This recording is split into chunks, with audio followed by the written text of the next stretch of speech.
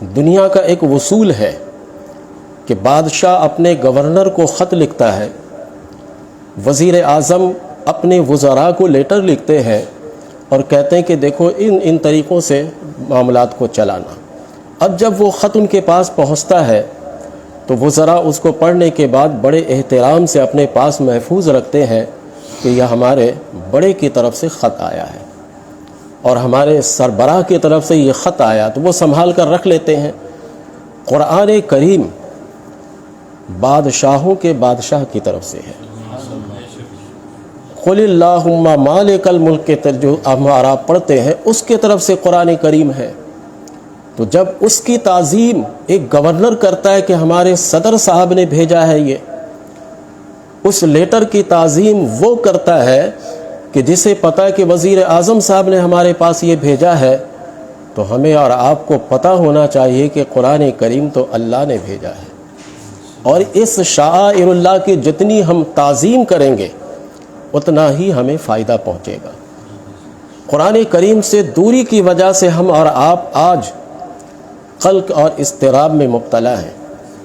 جس دن ہم نے قرآن کریم کو تھاما اور اس کے مطابق ہمارے یہاں نظام چلا، اسی دن ہماری کامیابی ہو جائے گی۔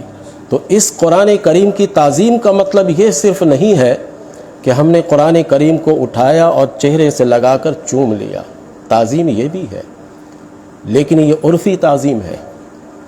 حقیقی تعظیم یہ ہے کہ اللہ کہتا ہے قیم الصلاۃ، تو نماز پڑھیے آپ۔ حقیقی تعظیم یہ ہے کہ اللہ فرماتا جھوٹ مت کہو، تو آپ اس سے باز رہیے۔ حقیقی تعظیم قرآن کریم کا یہ ہے کہ جن احکام کی طرف وہ بلائے ادھر جائیے، اور جن سے منع کرے اس سے رک جائیے۔ یہی اصل قرآن کریم کی تعظیم ہے۔ یہ اگر آپ میرے ہاتھ کو چومیے، میں جس گزرگاہ سے جاؤں اس گزرگاہ کو بھی آپ چومیے، لیکن میرا حکم نہیں مانیے، تو آپ کی کیا رائے ہے؟ یہ تعظیم صحیح ہے؟ اللہ تبارک و تعالیٰ کے قرآن کو ہم چومتے ہیں، یہ تعظیم ہے، لیکن اللہ نے جن چیزوں سے ہمیں منع کیا ہم اس سے باز آتے نہیں ہیں، تو یہ تعظیم کیسی رہی؟ دونوں کی مثالیں ہمارے پاس ہے۔ یہ تو وہ کتاب ہے جو اللہ کی طرف سے بنی نوع انسان کے لیے ہے، اور بنی نوع انسان کا لفظ میں اس لیے استعمال کر رہا ہوں کہ یہ صرف مسلمانوں کے لیے نہیں، غیر مسلم کے لیے بھی ہے۔ قرآن کریم کا انداز خطاب دیکھیے کہ کہیں پر ہے یا ایھا الذین آمنوا، یہ مسلمانوں کو ہے، کہیں پر ہے یا ایھا الناس، یہ بنی نوع انسان کو ہے، کیونکہ یہ قرآن صرف ہمارے اور آپ کے لیے نہیں ہے۔ اور ہماری بدبختی یہ ہے کہ ہم قرآن کریم کو ریسرچ کرنے کے لیے نہیں بیٹھے، ہم آکسفورڈ یونیورسٹی کی کتابوں کو لے کر بیٹھتے ہیں اور اس پر تحقیقی نظر رکھتے ہیں۔ ہم انگریزوں کی کتابوں کو پڑھتے ہیں اور اس پر ٹھیک ٹھاک وقت لگاتے ہیں، لیکن قرآن کریم کی تحقیق وہ کرتے ہیں۔ نو آبادیاتی علاقہ خلافت عثمانیہ میں اس وقت ایک انگریز جاسوس تھا جس کو کہتے تھے ہم فرے۔